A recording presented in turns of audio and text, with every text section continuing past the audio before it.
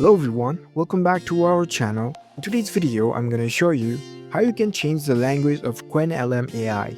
It's a very simple and easy process, and I'm going to guide you through how to do it. Let's get started. First of all, on your phone, head over to your preferred web browser. Once you're on your browser, navigate to the Qwenlm website. Once you're in the website, make sure that you are logged in with your account. If you don't have any account, you can easily create your account with your Gmail or your email address. After you are logged in, you will see this kind of interface. Now, in order to change the language of this website, here you can see the profile icon at the top right corner. Tap on it. Now select the settings options from here.